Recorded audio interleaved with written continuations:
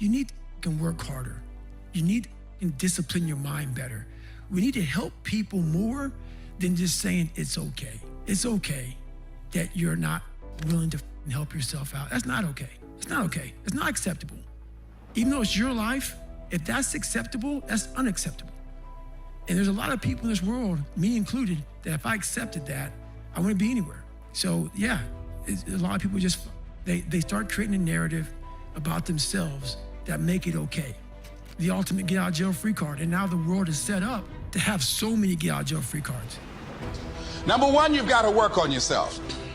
It's very important that you engage in an ongoing process to develop you. Spend more time on yourself than what you've been spending. It's very important. You owe that to yourself. You'll get scared sometimes. Your mind will go blank on you. Some people you will allow to unnerve you.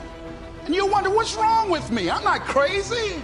That's why you've got to learn to make a conscious, deliberate, determined effort to stand up inside yourself. Working on yourself, watching that inner dialogue, it will determine the quality of your life.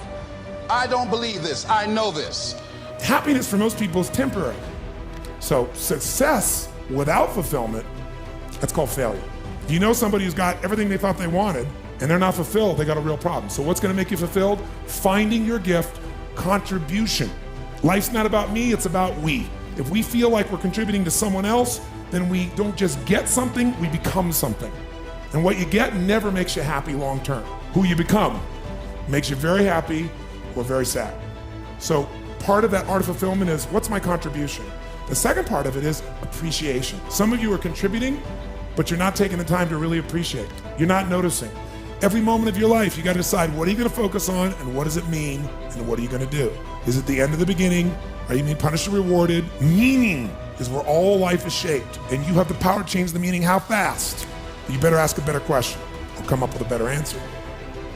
But your education is not the most important thing in your life. I'm sorry, it's not. Your dream is the most important thing in this world. It tops your education. The principal came up on the stage while I was speaking. Don't ever say that to my school again.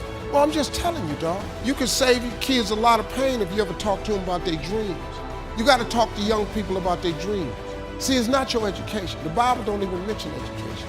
It ain't even in there. Harvard ain't in there. UCLA ain't in there. The Bible says a man without a dream or vision shall perish. If you talk to kids about their dreams, your dreams can spur you to get the education. But if you never find out what a child is dreaming about, you can't hold their attention. So if you want to make 6 figures, you can't just be talking about you want to make 6 figures. You hear what I'm saying to you tonight? If you do the 3 things I tell you to do tonight, I guarantee you, whatever it is you want to do in life, you'll be able to do.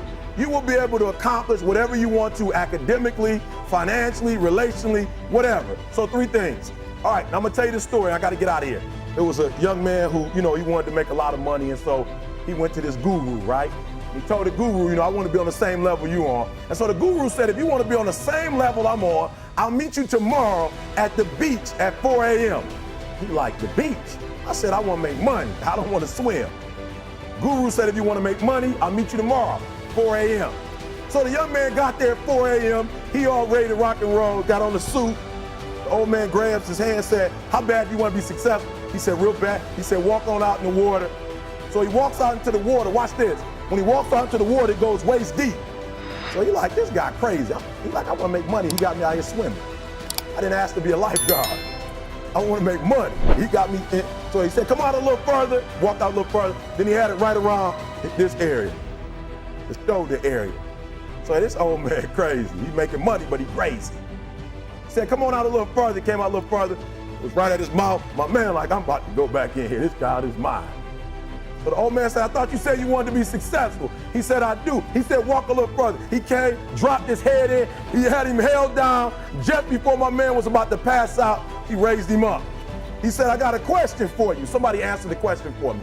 He said, when you were underwater, what did you want to do? I said, I wanted to breathe. He told the guy, he said, when you want to succeed as bad as you want to breathe, then you'll be successful. I don't know how many of y'all got asthma in here today, but if you ever had an asthma attack before, you short of breath, SOB, shortness of breath, you wheezing. The only thing you trying to do is get some air. You don't care about no basketball game. You don't care what's on TV. You don't care about nobody calling you. You don't care about a party. The only thing you care about when you're trying to breathe is to get some fresh air. That's it.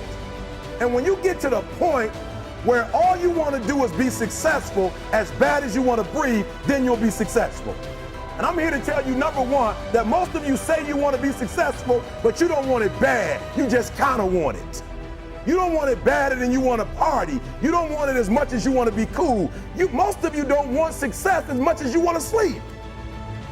Some of you love sleep more than you love success. And I'm here to tell you today, if you're going to be successful, you've got to be willing to give up sleep.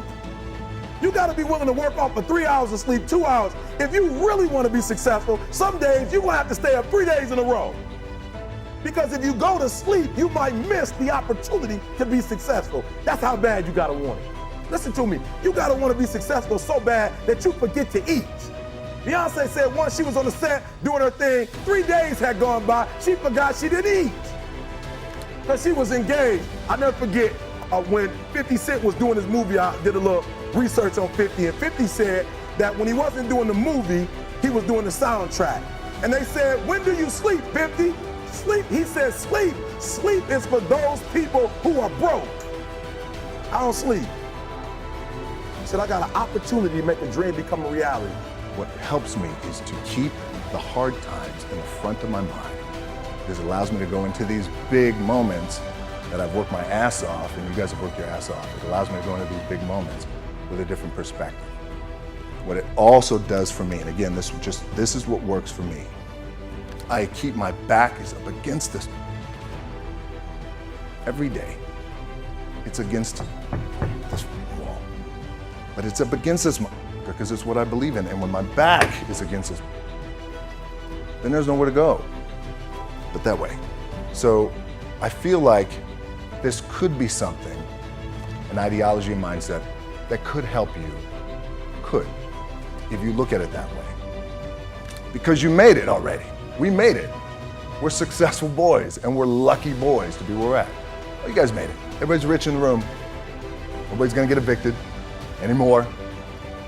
Anything you got, there's no more money problems, right? You got a lot of hands out now. Can I get a little bit? Can I get a little bit? Right, that happens. But when you make it, for me, I need this. I need this. So every day, my back is up against this, and this is how I operate. Now, doesn't mean you don't smile, doesn't mean you don't laugh and joke, right? You're happy, I'm a happy guy. But when it comes to business, and when it comes to executing, it's up against this. And I gotta go that way. And I don't give a who is in front of me. They're not gonna stop me.